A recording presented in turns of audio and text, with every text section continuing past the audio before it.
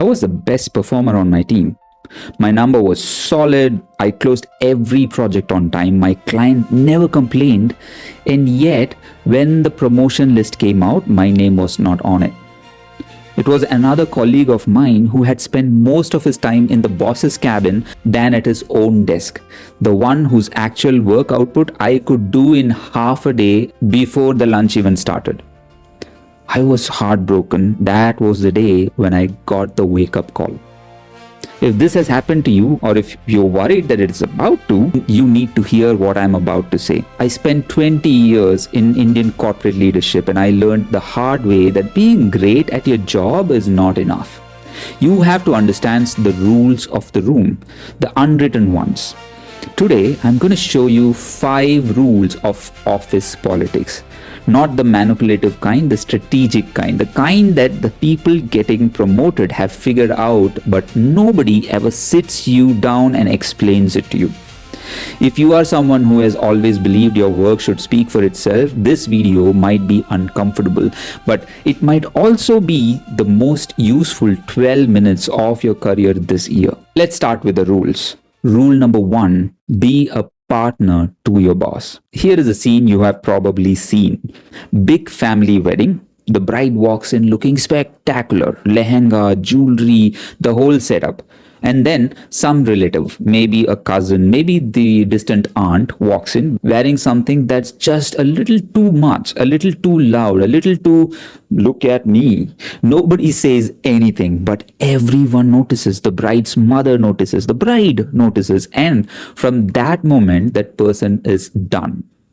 Doesn't matter how nice you are, doesn't matter what gift they brought, they broke the one rule. You don't outshine the bride at her own wedding. Your office works the same way. That is a bride. You know who that is? It's your boss. And if your boss feels like you're trying to look better than them, even accidentally, they will not promote you. They will not be your advocates. They will protect themselves first. Now, I know what you're thinking. My boss should be secure to handle a high performer like me. And you're right. Ideally, yes. But the reality is, your boss is also a human being. They have their own insecurities, their own pressure from above, their own worries about being replaced.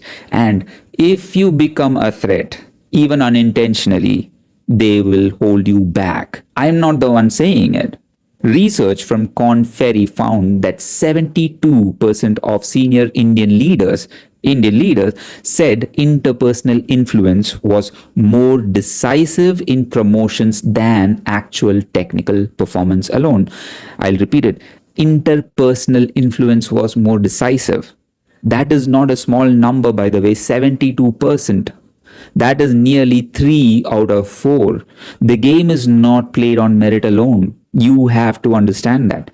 So the question is, what do I do? What do you do? 3 things.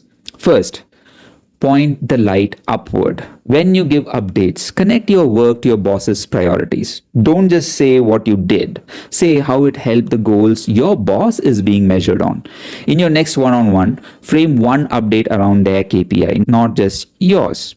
Second, share credit. When someone compliments your work, don't just say thank you and move on. Say something like this. This was actually aligned with the direction my boss set for my team. That one sentence tells your boss you're not a competitor, you are an ally. Right? And then the third one, become a strategic support. Don't just manage your own team. Take one problem off your boss's plate. Here is an idea, right? This week, ask them directly. What's the one thing I can handle for you this month? That question shifts you from potential threat to a trusted partner. And before you say this sounds like I'm buttering up or I'm kissing ass, it's not. It's about showing your boss that you are on their team, because here is an honest truth. Trust gets you promotions, not output. Remember, I've been saying this for a long time, so just follow this. Before I give you the next rule, answer this honestly. Have you ever been passed over for a promotion where you genuinely felt the other person was less qualified than you? Just drop a yes in the comments. Let me know I'm not alone in this room, right? And I'll read every single one of them. Moving on to rule number 2, keep your next move to yourself. That is an Indian startup story that should be taught in every MBA as a warning. Ashneer Grover, I think most of you will know that name, co-founder of BharatPay, built it into a unicorn, was the face of the company. Shark Tank India judge, everyone knew his name. I think everyone knows his name. He spoke openly about his role, his influence, his expectations, and within months of his peak visibility, he was out, resigned. Legal battles, public fallout, settled only in September 2024, nearly 2 years after the drama started. Now, I am not here to take sides on what happened inside BharatPay, right? That's an entirely different thing. And that's not the point either. The point is this. When you reveal too much about your ambitions, even to the people you work besides every day, you give them information they can use against you, maybe. Not always maliciously, but in a competitive environment, information is leverage, and leverage moves. Oversharing doesn't earn you respect. Sometimes it makes the person next to you see you as a rival. And once you are marked as a rival, every move you make is watched differently. So here is how you protect yourself. I use something called the ambition pyramid. At the bottom, the widest part, is most people in your company, your colleagues, people from other teams, the office grapevine. Rule for this group, they get nothing. No hints about what you're aiming for, no casual comments about your next move. Your results do the talking. Results can't be twisted. They are proof. Proof is safe. Yes? One level up in the pyramid, your immediate peers and your boss. Still keep the playbook closed, but show them current impact. Don't tell them, I want to be a director in 2 years. Instead, say something like, here is the outcome that I drove this quarter. They see your value without feeling like you're competing for their future role. At the very top of the pyramid, and this is the smallest group, maybe there are 2-3 people who can actually move the needle for you.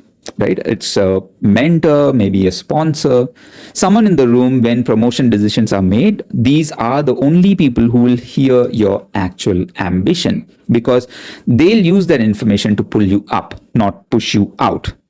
This is not about being secretive, it's about being intentional. Share your plans with people who can help you, not with people who might compete with you. Rule number 3, protect your name like your salary depends on it. Let me ask you something. What's the first thing you notice about me right now?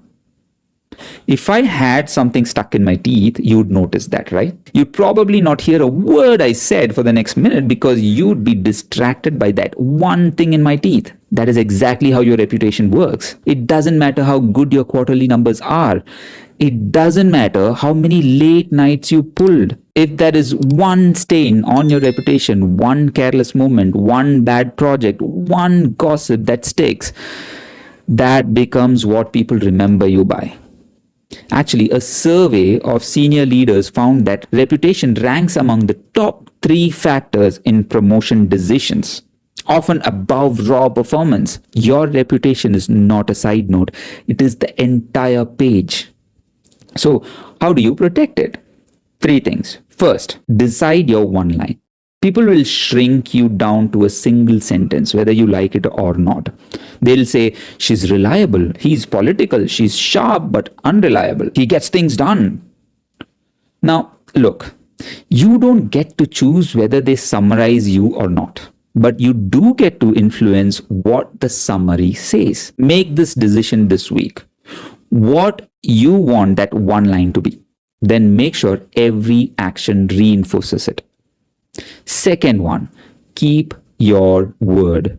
Nothing destroys reputation faster than a broken promise. From today, double check every commitment before you make it public.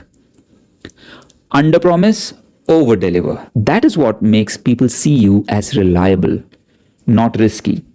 Third one, and I cannot stress this one enough, stay out of gossip.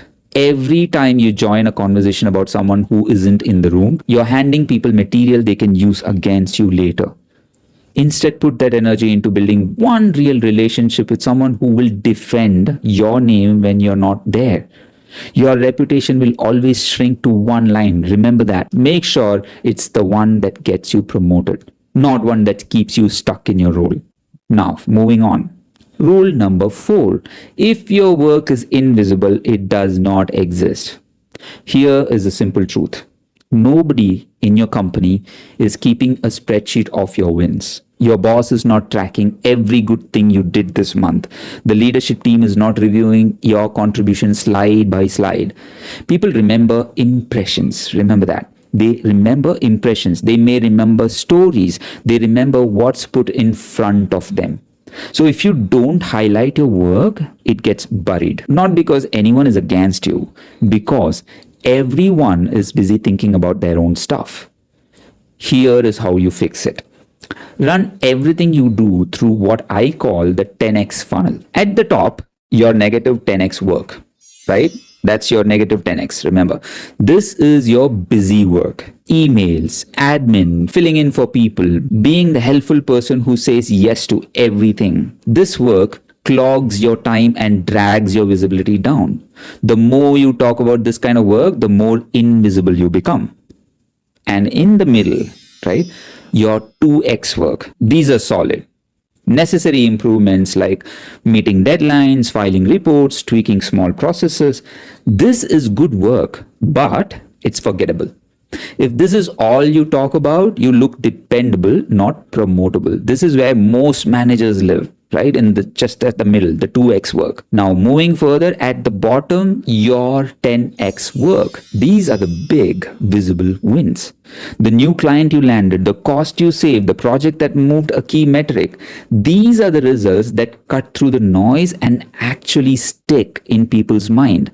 So here is your action. This week, write down your negative 10x tasks, cut them, or delegate them, or the very least, stop highlighting them in your updates. Then drop 1 2x task from your next status report.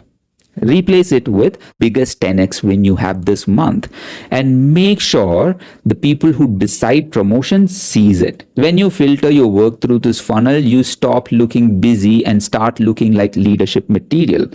Leadership is what gets you promoted, right? So let's move on to rule number 5.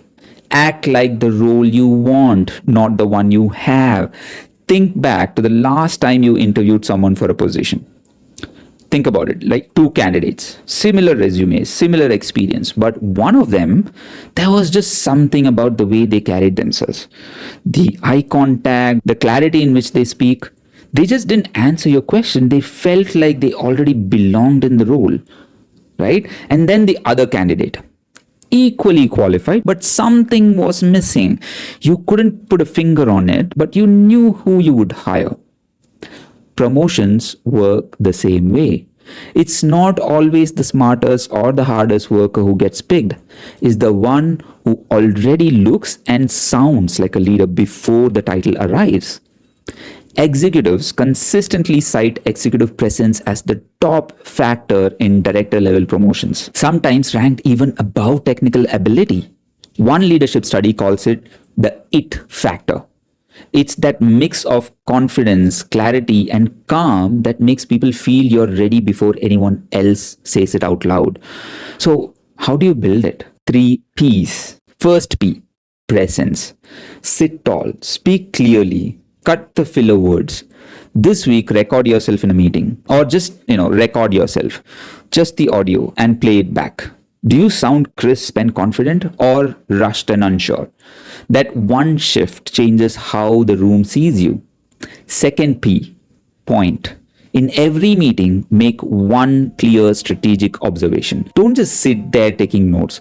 Walk into your next meeting with one strong point prepared in advance. Say it, then stop. Watch how differently people pay attention.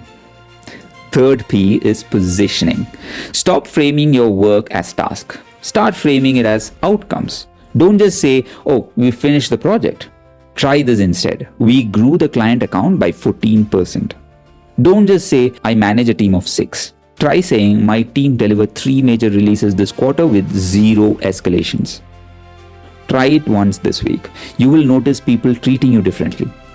Leaders don't wait for the title. They carry themselves like it's already theirs. And when you combine that presence with everything else we spoke about, like protecting your boss, concealing your intentions, guarding your name, making your wins visible, you stop being the person who gets overlooked. You become the person they cannot afford to ignore. But even with all 5 of these rules in place, there is still one mistake that can undo everything. And it's the one most Indian managers make without realizing it. In the next video, I show you exactly what that mistake is and how to fix it. Go watch it. Until next time.